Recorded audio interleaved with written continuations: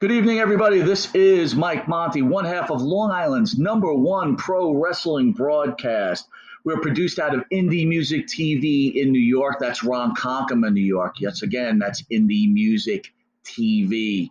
You could also catch us on RTF Sports Network. That's RTF Sports Network, the #1 growing streaming sports network on the air today. Catch us every Thursday from 8 p.m. to 9 p.m. Yes, we're their anchor show. And catch our rerun on a morning drive time from 10 to 11 a.m. You could also catch us on the Monty and the Pharaoh YouTube page, the Facebook Live Monty and the Pharaoh page, Twitch TV Monty and the Pharaoh page, Spotify, iHeartRadio, Anchor, or any streaming network. We're on it. You can find us anywhere. Also catch us on New York Cable, Channel 115, every Tuesday from 8:30 p.m. to 9 p.m. Also catch us Saturday mornings on Channel 115 from 6 a.m. to 6:30 a.m. And catch us Saturday morning at 1:30 a.m. on Channel 20. Soon we'll be coming to Amazon, so catch us there also. We want to thank everybody for the support. And again, please catch us every Thursday, 9 p.m. to 10 p.m., Monty the Pharaoh, Long Island's #1 pro wrestling broadcast, new, old, endangered, and let's have a little fun. Talk to you soon.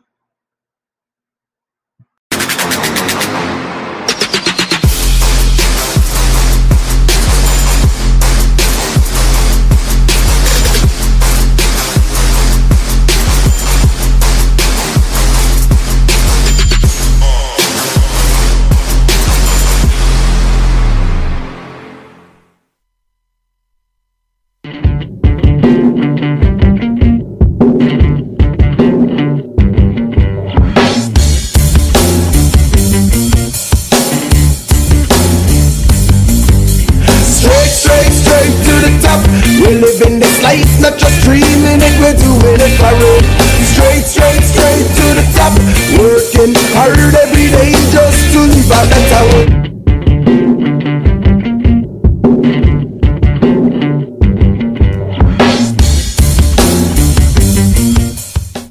All right, welcome back to another special Sunday edition of Monty and the Pharaoh, only seen here live from Rockstar Studios here in Huntington, New York.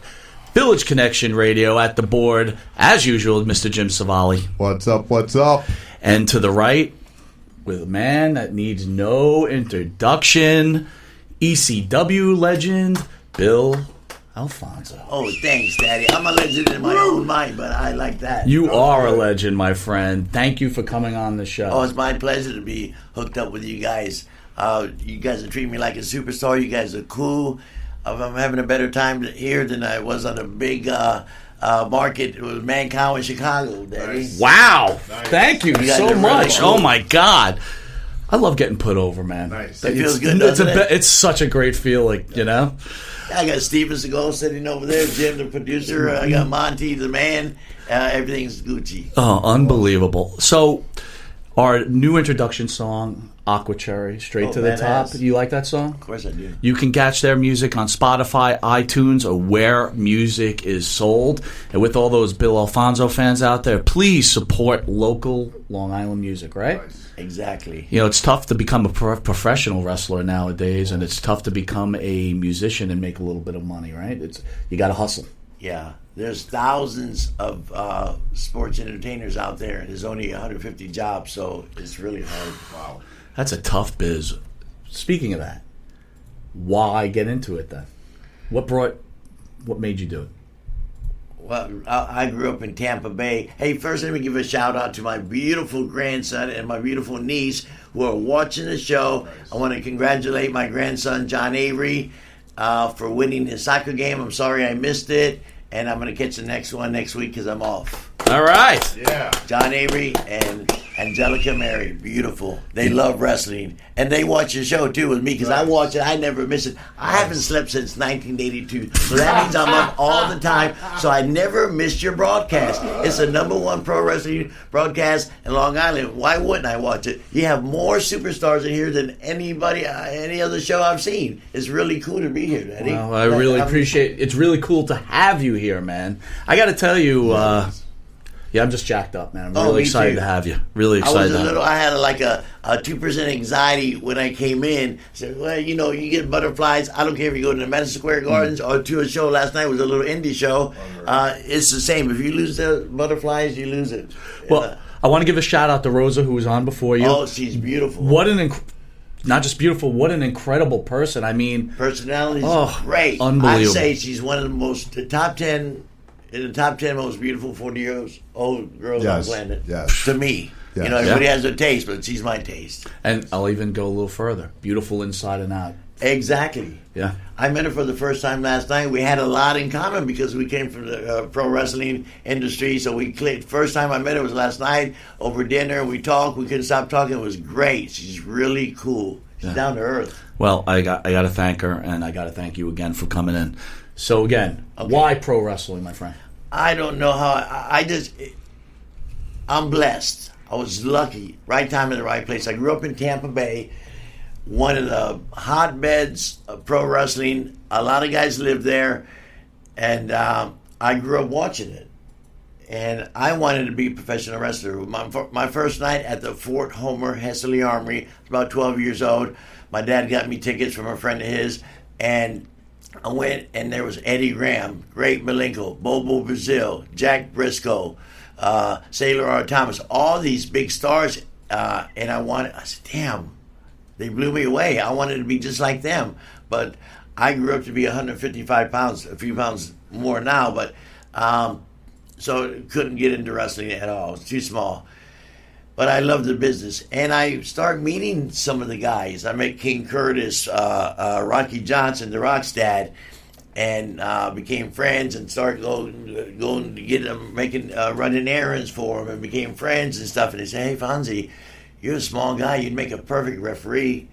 And somehow I just lucked into it. And Rocky Johnson and King Curtis sent me out to Dallas, Texas. And I worked with the Von Erichs. As a referee, they loved me. The Funks. There was 4 territories in Texas. The Amarillo was the Funks territory. Right. Dallas was the Von Erichs. Joe Blanchard was San Antonio, and Paul Bosch was Houston. So there was 4 different places to work. It was unbelievable. So I worked for them all, but not full time. I was out there 6 months and worked maybe 8 times, and it wasn't good for me. But so I was going back to Florida, and Paul Jones. He was a big-time wrestler back in the 80s. Who we lost recently. Yes, God bless him. I didn't think you guys would recognize that name. Oh, I didn't know how big. This is as old school as you can get. Really? Absolutely. And we're new school, but as I was telling Rosa, I grew up, Backland, San Martino at the end, Backland. I was on the tail end. I broke into business on the tail end of all those, the San Martinos and the Bobo Brazils and the Sheik, Sabu Zunko, on the tail end of the career. So I worked with those guys. It was real cool. Right. So I was leaving from Texas because I couldn't get a full-time gig, making no money, struggling. Gatorade Zero would be a great sponsor. This episode is sponsored by Gatorade Zero. Beautiful, Daddy. I love him. His mic's good, Jim? He's good? Yeah. Okay, perfect. Thank you. So Paul Jones said, hey, you going back to Florida? It's a shame you couldn't get a gig here because they had doing referees, David Manning, Bronco Lubitsch, and so on, full time. So he said, hey, when you get to Florida, go to the wrestling office, and Dusty Rhodes is the booker, and Jerry Briscoe is the assistant booker. Tell him I sent you, tell him you're the referee and what you've done. And so I did that. So I went to the wrestling office when I got home, said Jerry Briscoe, I made an appointment with Jerry, Florida Championship Wrestling with Gordon Soley. And Jerry said, oh, you got a nice pedigree. You work for all these guys. But unfortunately, again, there's no room. They had the full-time referees. He said, but leave your name and number with the downstairs, and if something comes up this summer, we'll give you a call, or if we run a double shot, if we can use you, we'll use you. So fortunately for me, this was a Monday, and they ran West Palm every Monday, 50 weeks a year. Tampa Tuesday, Miami or Fort Lauderdale on Wednesday, Jacksonville Thursday, Friday and Saturday would be a spot show, could be anywhere in Florida, and Sunday Orlando. It's the repeat. So one of the secondary referees had the 3 main events in his car. They're going to a sold-out West Palm Beach arena on Monday night, and Dusty was the boss. So the referee has a flat tire with the 3 main event guys in a car, sold-out building, and he didn't have a spare. So they missed the show. Dusty was livid. He fired him on the spot. And they called me Tuesday morning. Hey, Bill Alfonso, Charlie Lay, this old-time wrestler guy, he's in the office, He said, hey, Dusty wants to know if he can make it tonight. And I said, yes, sir. What time? 7 o'clock. So I went at 7 o'clock. I worked. And at the end of the night, I did real good. And at the end of the night, Dusty said, hey, can you make tomorrow? And can you make? So at the end of the week, by Sunday, they offered me a full-time job. And since May of 1980, I've been working full-time for the next 20 years, and now then part-time and doing the conventions and such. So I had a 20-year gig, worked for every major wrestling company on the planet. I'm so fortunate, Daddy. Weren't you shitting a brick, though, right? Because it seems like Dusty, you fuck up once, done. So now he's like, hey, man, you're the man now. Now, did you make sure you were at every event 3 hours early? Are you kidding me? I was never late. That was a great learning grounds there in Florida. I worked with all the greats. I can name hundreds of them. And I'm going to hit you with a few. Barry Windham. Wonder Boy. Big star. Jake the Snake Roberts. He was in Florida.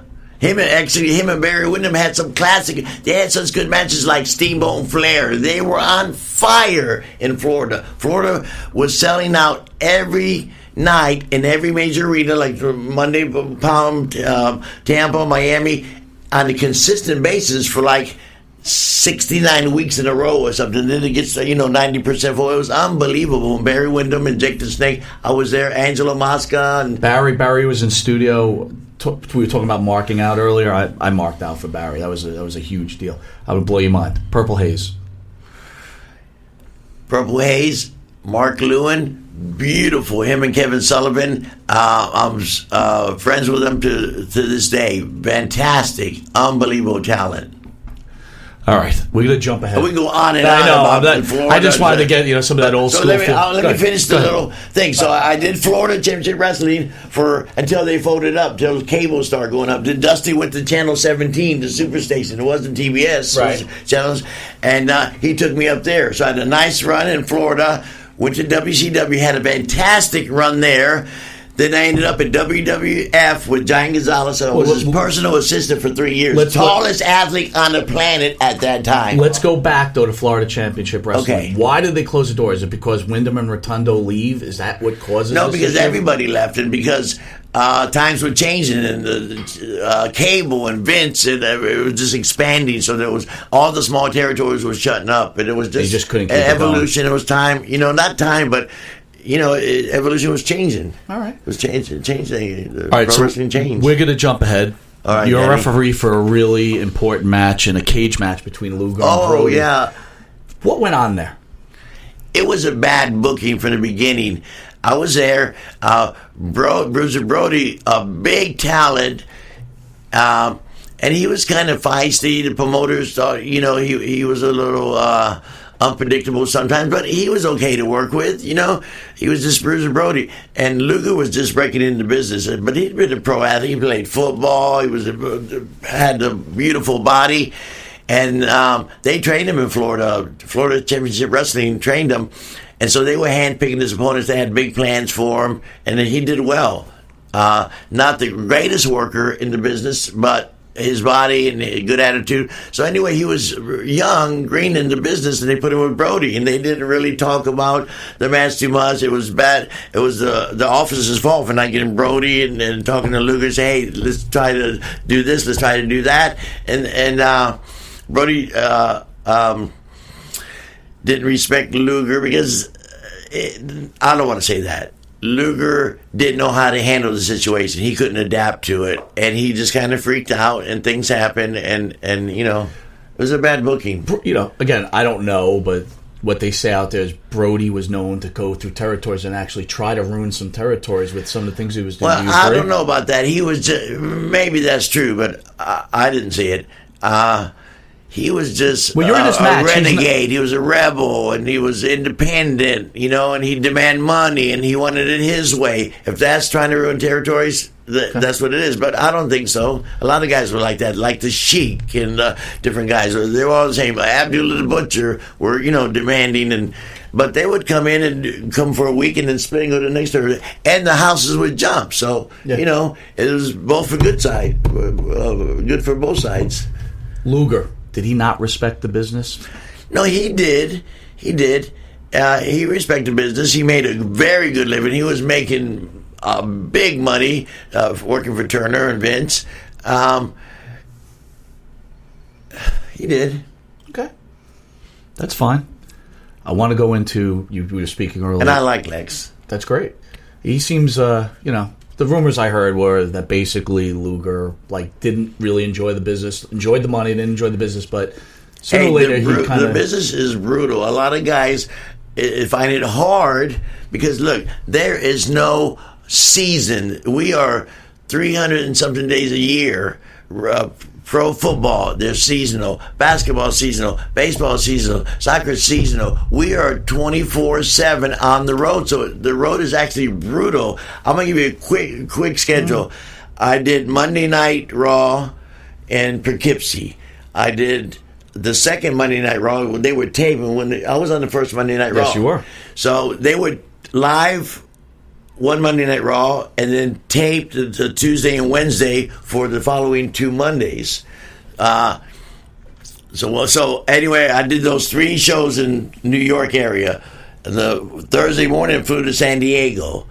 Did the San Diego, drove up to L.A., caught a flight to Honolulu, worked the show, was there 12 hours, and flew to San Francisco to do Candlestick Park. And that's a schedule, and then go crazy. home. Yeah, so it's really brutal. Guys find it hard to adapt. Either you don't or you do. The road burns guys out.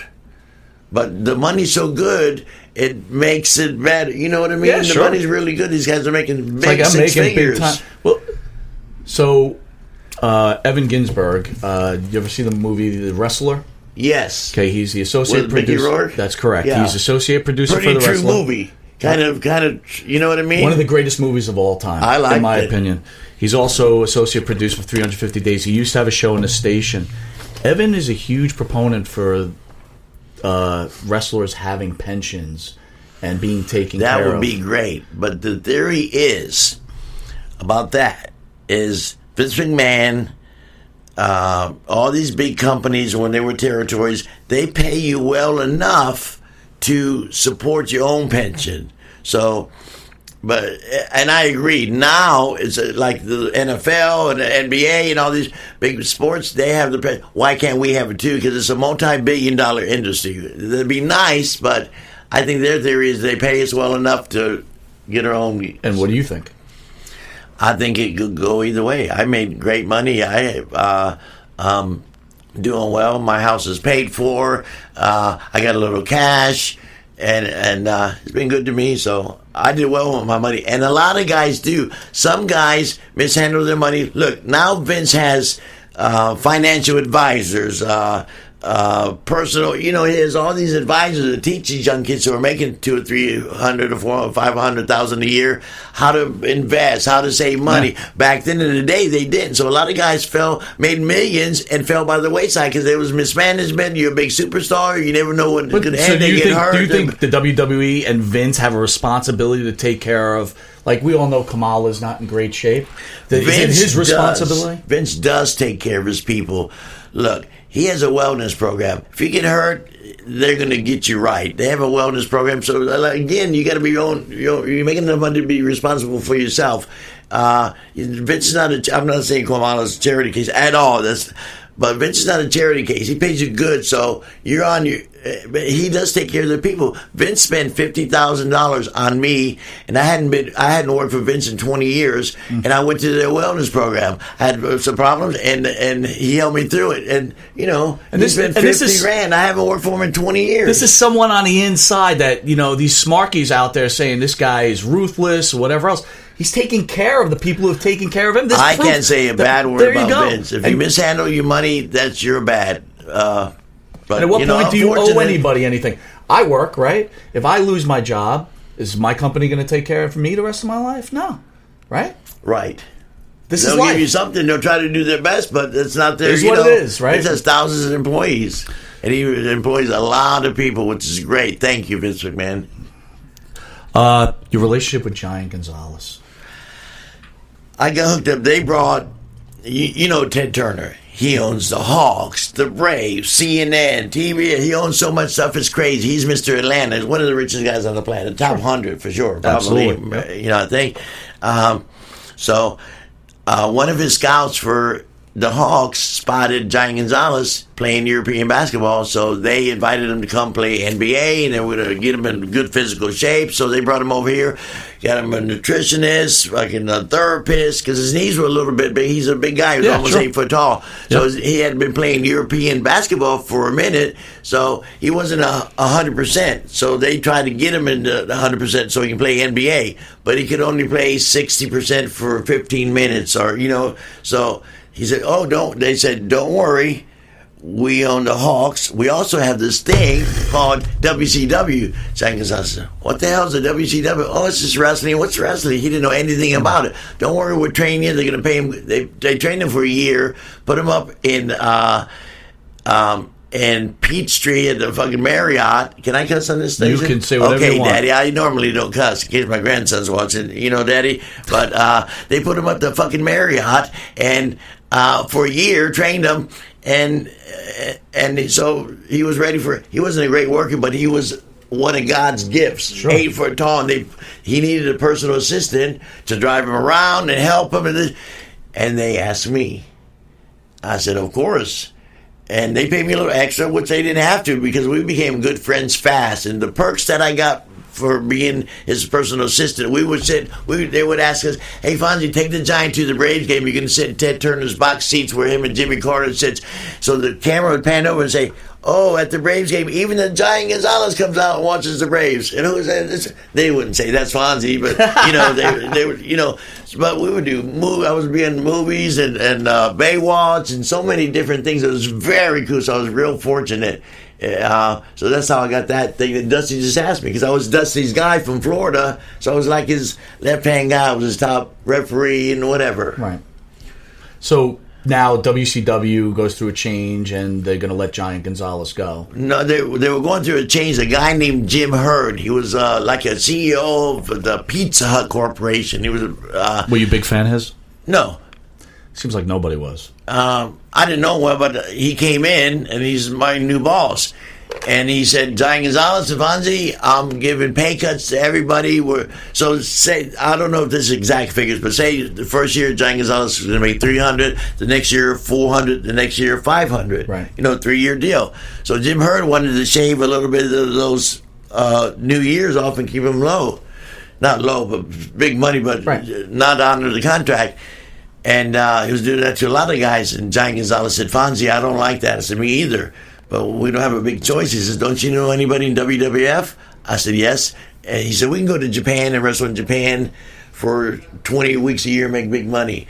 Or I can go back and play European basketball. But if you know somebody in WWF, and I knew J.J. Dillon. At the time, J.J. was Vince McMahon's assistant, like the assistant booker. I said, I know J.J. So I hadn't seen J.J. in a while because I'm in WCW for 3 years. Right. And so I called the Titan Towers and Priscilla, the event coordinator, or talent coordinator, answered the phone and said, "Hey, this is Fonzie, Bill Alfonso. Can I speak with JJ?" And I was very surprised to get right through because, that's like calling Vince almost. Yeah. So hey, Fonzie, how you doing? We bullshitted for a minute, and then I told him what was going on. I said, hey, the new guy's in, Jim Hurd, he wants us to take a pay cut, and the Giant and I want to see what our options are, if there's any, with you and with Vince. He said, well, let me run it by Vince. Fonzie's so good to talk to you. We know who you are. The Giant Gonzalez. Let me run it by Vince, and we'll see what he says. I'll give you a call if he's interested. So, okay, we hung up, and I was at my parents' home. I had the Giant because he had a little bone spur. So he had to have a little operation. We were off for 10 days just for that little thing. And, my neighbors love me. They look over this Giant Gonzalez in my golf buggy, my mom's golf buggy. People would say, wow, Fonzie's crazy. He's got all these characters coming over. So JJ calls us back in about 20 minutes. He says, Fonzie, Vince is very interested. And I said, we're a package deal, kind of, but if you take him, that's okay, but what kind of a package? I tell him his handler, not his handler, his personal assistant. And he says, we know Fonzie. He said, when can you guys come up? I said, at your convenience. We're at my parents' house in Florida on the lake enjoying healing up. He says, can you guys come up tomorrow? I said, of course we can. Giant, is that okay? Yeah. He said, yes. So I said, JJ, the Giant's got to fly first class because he's 8 foot tall, and I can go cold. Don't worry. So he says, okay, I'm going to have the agent call you. So they hung up. The agent calls, 2 first class tickets. We fly up. Limo picks us up. We don't go to Titan Towers. We go to Vince McMahon's house. Wow. Which was very cool. Beautiful in Greenwich. Were you marking out right there? Yeah, of course I was. And I had never met Vince. I'm at Southern WCW and Florida Wrestling, and, he's Madison Square and all that. So Vince walks. So we go to Vince's house, and he's not there yet. JJ meets us at the front door. Come in there. We bullshit for a half hour. In walks Vince in a $1,000 suit with his Nikes on, and he puts us over. I'm Giant Gonzalez. I said, I know you too. You're very athletic. I know who you are. I said, thank you, Vince. And at the end of the day, we signed a deal with him. And Giant Gonzalez tells Vince, hey, I haven't been home in 3 years for Christmas. This was like in November when we were doing a deal. He says, you think I can go home? Giant told Vince, I was there, so it's a true story. Giant told Vince, hey, WCW still owes me $60,000.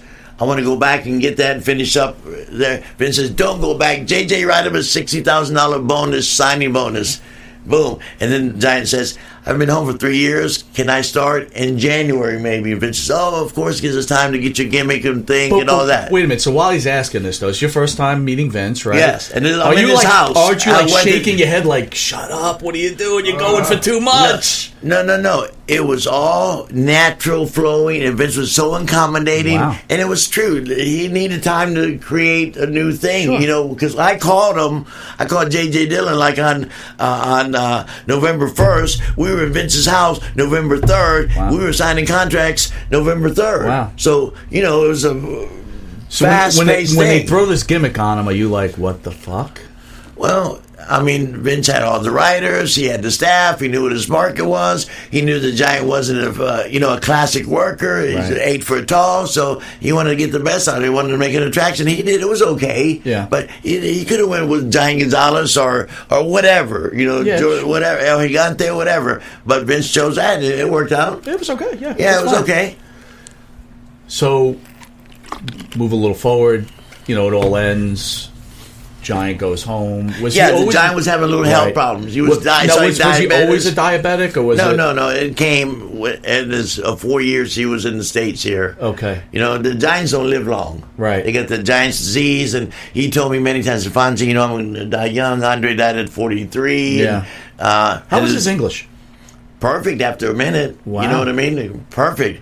And he was really well proportioned. Like didn't have the Giant's disease yet, where he had the disease, but he didn't have it where his forehead was growing, his jaw was protruding. You see, so he was well proportioned, and the women loved him. And that was good for me. The women adored him. And I'm not talking about wrestling fan women. Those women, but we'd go to a mall, and these women would follow us around. And, beautiful women. He was selective, too, but he attracted beautiful women. All right, so You're going into it. Tell me a story. You guys at a bar one night together. Someone comes up to him. What goes on? Oh man! And then, are you in the same room together? No, we never split a room, but I was the room right next to him because he would call me at 3 a.m. We'd check in. We liked the Marriott. They were comfortable for him, and they would accommodate him, bring him a little thing on the end of his bed because his feet would hang over. Right. They were really cool, and so he'd call me numerous times during the night. Many nights. Hey, Fonzie, I'm a little hungry, or I can't sleep. You want to play some cards? It's 3 o'clock. They're paying me good money. Plus, he was one of my best friends. I'm with him 3 years, so we became super friends. So, we kind of had the same schedule. So, we had our habits were the same. He would call me. So one night he calls me. If my grandson's listening, this is adult entertainment. We need to turn the grandson needs to turn it off. John Avery, don't watch this. Well, it's not bad. You growing up, you're 9 years old. Yeah, but you know what? It might get a little bad after this. Go ahead. No, but I'll make it presentable. Keep it on. So here's what happened. After numerous times, 3 years, he's called me 500 times to go get him a hamburger or play this or, watch something on TV at 3 a.m. So he called, my phone rings, we're dead asleep, I don't know where we're at, Los Angeles, whatever. So my phone, hey, Fonzie, can you come to my room? I said, okay. So I'm expecting him to say, Fonzie, go get me 2 hamburgers, go get me a chicken sandwich, 5 chicken breasts, a dozen eggs, scrambled, whatever. So I knock on the door, he opens the door. I said, John, what are you doing naked? You're standing there naked. Big guy. He opens the door, and there is one of the most beautiful blondes I've ever seen, 120-pound, beautiful, naked in the bed. I said, wow. So he said, come on in, Fonzie. She was just beautiful. I couldn't believe it. Oh, I could believe it. So I walk in, and he said, Fonzie, I got a problem. I said, what, John? You want me to go get you some, whatever? What do you need? He said, the girth on me is too fat to get inside the girl. He said, can you do her for a few minutes and loosen her up? Oh, my God. And then you leave soon as you loosen her up, and then I take over. Now, that's a pretty good job, right? I'm getting paid 6 figures to bang a beautiful blonde. Did he let you for my finish? best friend. Did he let you finish though? Before, No. You're just warming her up. I'm just warming up a little bit. That's kind of a crazy story. That's like the craziest story I ever heard. I'm embarrassed to say that. You know what I mean? But it's what happened. Is he watching though? Like, he's okay, right there. Okay, I'm tagging you out now, Bill. I think you did it. Pretty much. And the girl was so accommodating to me. Oh, don't worry, Fonzie. She was very cool. It wasn't like she was anti me. Yeah, no, I get it. Come, oh yeah, boom. Just see beautiful. Me later. No, that was his girlfriend for a minute, but wow, it was a cool job, right? Oh my God, that's a crazy story. Shit, kind of, right? No, it's not kind of. Is that not normal? It's probably not normal, but it's. I wish it was normal. Wow, so. I don't know. I'm lost for words right now. So that was my job description. Wow. For that one night. Fluffer. That didn't happen all the time, but it did happen. You were fluffer. I was more of a go get him his food or get the airline tickets or pick him up or go do a movie with him or go do something or get him his suit or call up with the guy and get him shoes. And how about his passing? How did that affect you? I hadn't seen him for years because he retired and went to Argentina in 94. And it was still hit me hard. We've lost a lot of guys. Yeah, like 68 guys. Accidental overdose, heart attack, suicide, car accident. It's terrible. The rest of the industry is small. So Dusty Rhodes hit me hard because he was like a father figure. I asked Dusty I said, Dusty, I wish you were my father. My father had passed away. He said, I am, son. Wow. It was great. I love Dusty. So he affected me a lot. John Gonzalez, because I was so close to him, and a few different guys. If you're working with them immediately, of course it affects you. But I hadn't seen Dusty in a minute. It affected me big. I hadn't seen John Gonzalez in a few years. It affected me big. We spoke occasionally, but out of sight, out of touch, that thing like that, kind of, but you still remain friends. I can not see you for 5 years, and if I see you, hey, we clicked that day, so we picked up where we left off. Gotcha. It affected me. He was we lost one of God's gifts, like Andre was a God's gift, the special gifts, and John Gonzalez. Man, it was great to be around the largest athlete on the planet. It's cool. at that time. And you supplied him. Think about what you did for him too. You supplied him with a friendship. It was like that Bible story where the stories, the myth where the little mouse takes the splinter out of the big lion's claw. Yeah, sure. I did that, and we fell in love with each other, and we went around the world, made a little bit of money, and went around the world and did some unique things, and we formed a great friendship.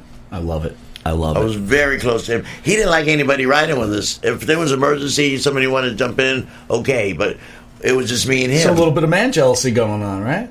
No, he just didn't like people to be around him.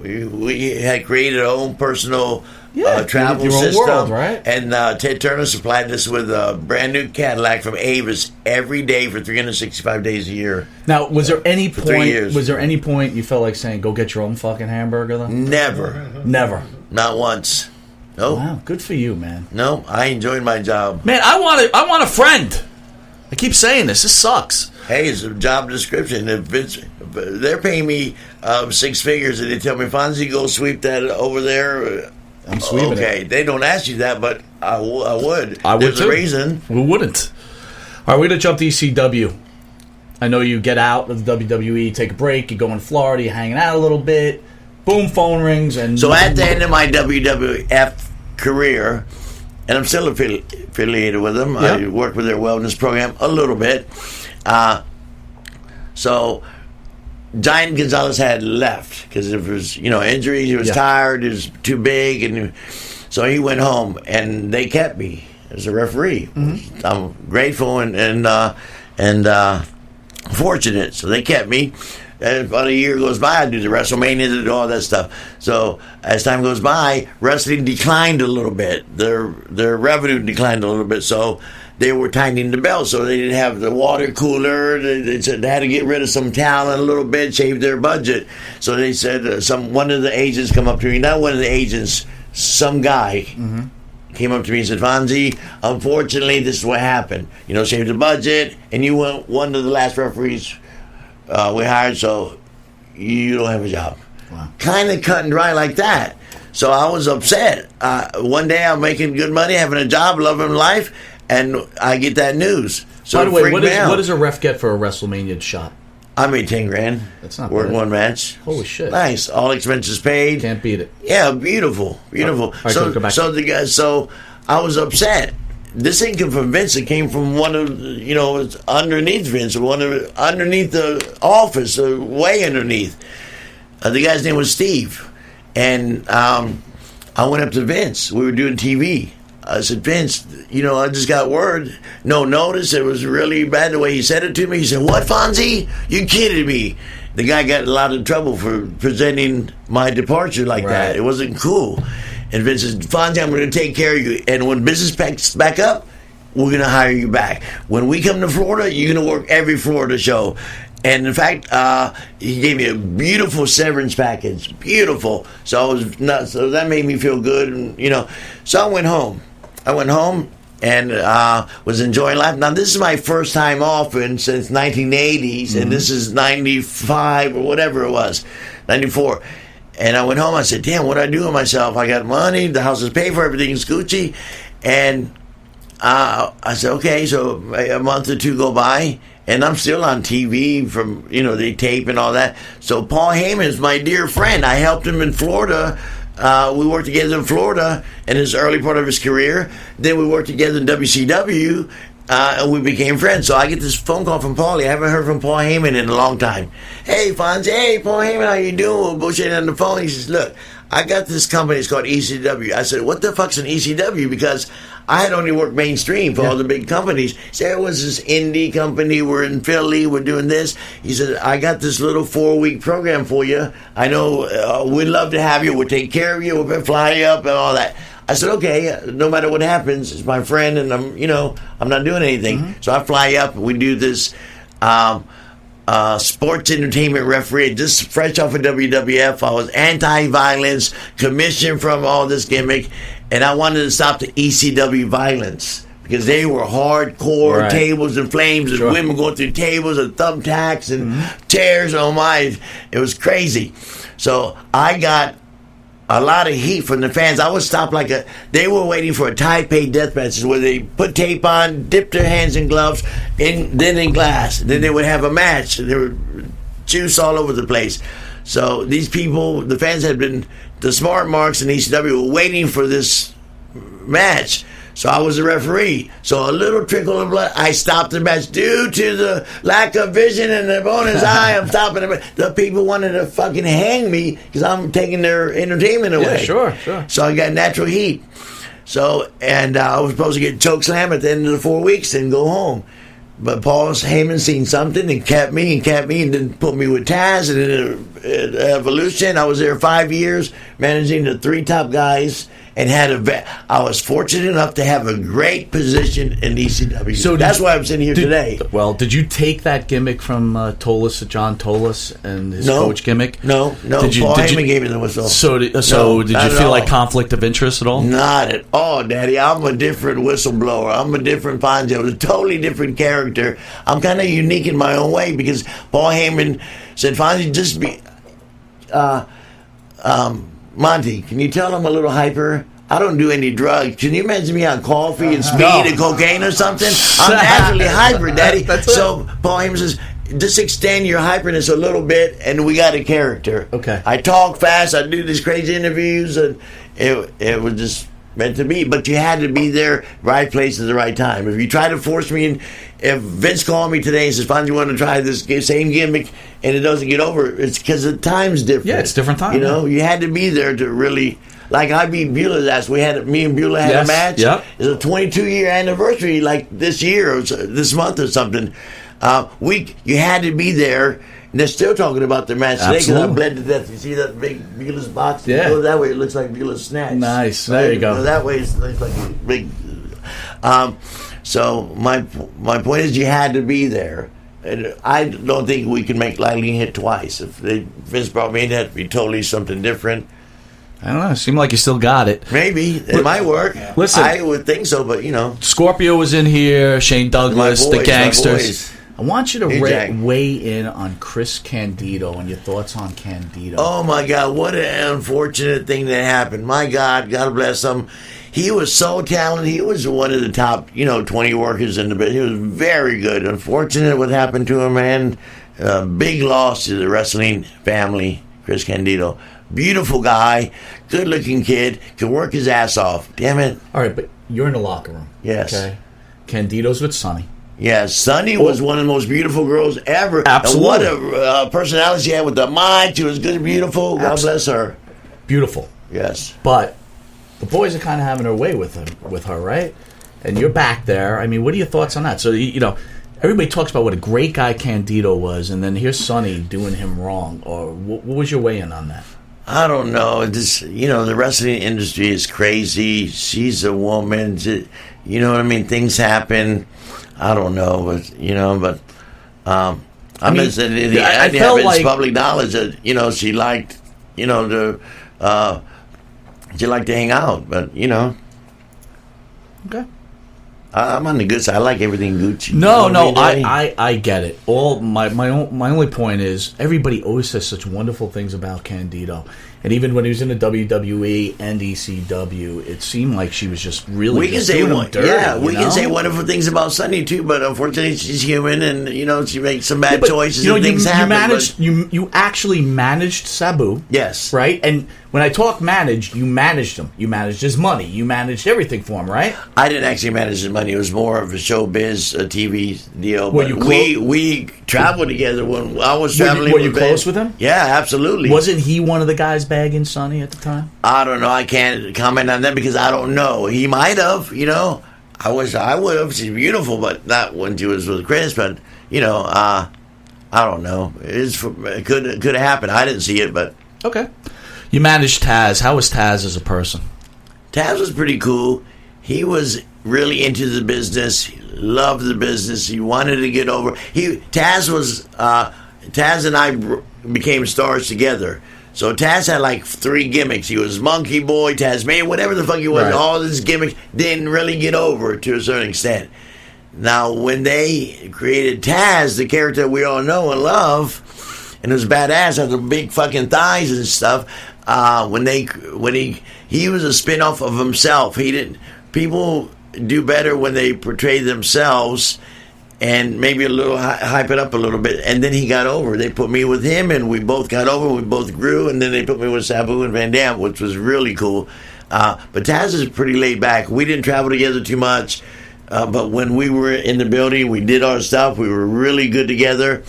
And he was a laid back guy. He was more of a type of guy who didn't. We stayed at the Marriott. We'd go down to the bar and have a cocktail. He went up to his room and had milk and whatever. He was straight, right? Pretty straight laced guy, married. Really get up in the morning, train. We all train, get up in the morning, but some of us like to party a little bit and hang out. A little bit.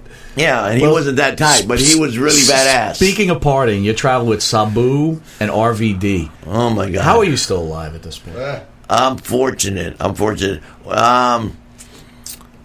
one of the lucky ones. Van Dam's a big advocate for 420. You see the shirt I'm wearing. You know what I mean? It's the latest shirt, and it's RVD approved. It's a new shirt I just came out with. Angelica Mary Alfonso designed it, and it's a great shirt.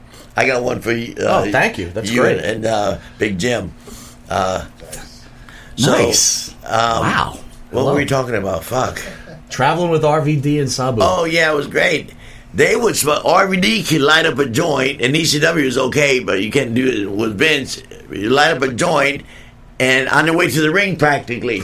Come on, Fonzie. They were making me take a cop hit, so they wouldn't think I would take one hit, so they wouldn't think I was a cop. You know what really? I mean? Yeah, it was a bullshit thing. You weren't a cop yesterday, but let's just check again. Take another hit for tonight's show. Yeah, that's great. How hard were the drugs besides marijuana? I say like in any other sport, any other profession, professional football, drugs up the ass, basketball, every sport, wrestling, no different. There were some guys that used, of course, and we were we were celebrities, so the drugs were easy for celebrities to get. A football player can get it. Were very easy, so we were. What drug put you in rehab? All of them. Wow. So alcohol. Give me a basic prescription drugs, because we'd get hurt. We'd go to the doctor. So my justification for doing narcotics and pain pills and stuff, which I don't do anymore. I've been clean for 6 years, besides a little Pacalolo, and that's very rare. So I justified it because the doctor gave it to me. The doctor, Fonzie, you hurt, your back needs to turn. Here, this will get you through.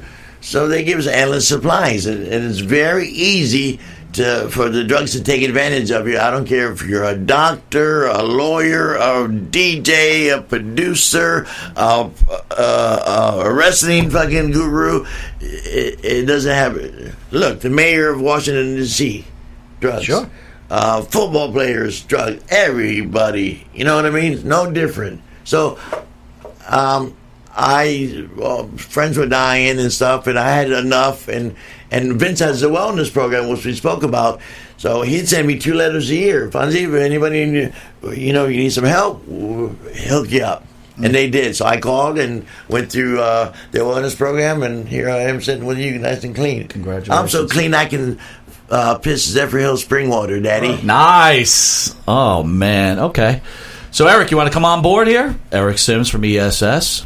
He's been a great host all weekend.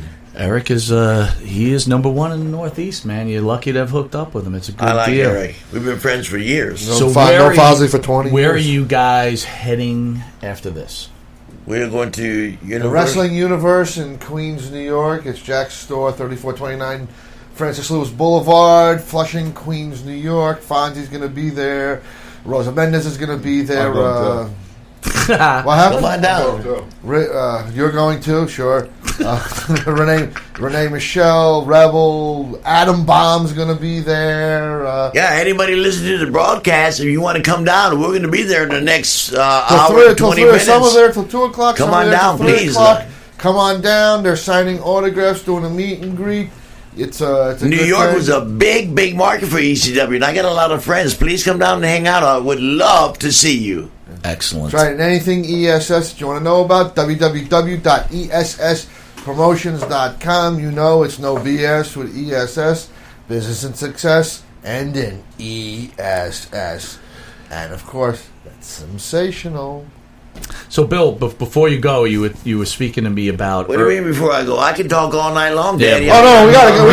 We gotta get to the signing. Stay and talk. Wait a second, we gotta get to the do signing. part 1, part 2. I haven't even told you the story about Barry Windham getting shot. I haven't even Why told don't you we the story save that about for the the next time alligator you with come Rodney in town? Piper. I haven't told you about the story about Dusty Rhodes. I Damn got it, so save much it for stuff the to next tell time you you, come. Daddy. That's why we And call people it round love the 2. stories. That's for round 2. That's for Okay. round 2, Daddy. But you were speaking about Barry my. Windham getting shot. That's your boy. That is my boy. Rodney Piper was my boy too. Him and shooting an alligator. Oh my God.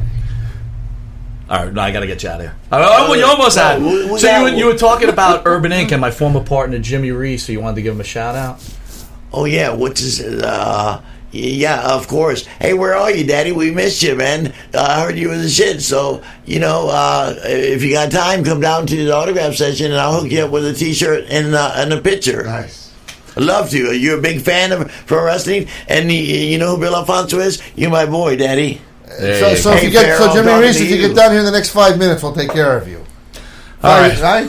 Well, you said come down to the studio. We're here for 5 more minutes, so if he's there in 5 minutes, we'll take care of him. But anyway, you told how much you loved Urban Inc. and his talent and stuff. You asked him where he was and stuff, so I thought you'd give him a nice shout out. I appreciate that. Yeah. Sir, thank you for coming on board. Hey, thank you to the producer, all you guys. A lot of superstars came through here, and they're coming through here again. So the number one wrestling broadcast in Long Island, Daddy, it's where to listen to. I listen to it every time they broadcast. Never miss it, Daddy. Bill Alfonso says so. Oh, go to my social media. Bill, Fonzie, Alfonso. I got it all. Everything, Twitter, Facebook, everything. And I'm doing a lot of appearances, big ones coming up all over the country. And I would love to see all you wrestling fans. And if you say you listen to me on this show, I'll hook you up. Nice. Real quick before And send the bill to you guys. real quick before you go, how many ring rats have you nailed in one night? Well, I attract, I don't know why, but the big bone, heavy set blondes love me, Daddy. Sometimes I love them too. Oh, man. Anyway, this has been Long Island's number one pro wrestling broadcast. For Eric Sim, Jim Savali, and none other than Bill Alfonso. Thank you again, sir. Catch us Thursday from 8:05 to 9 p.m. only here at Village Connection Radio. Again, go to www.montyandthepharaoh.com. See us on YouTube and on www.villageconnectionradio.com. Thanks, Daddy.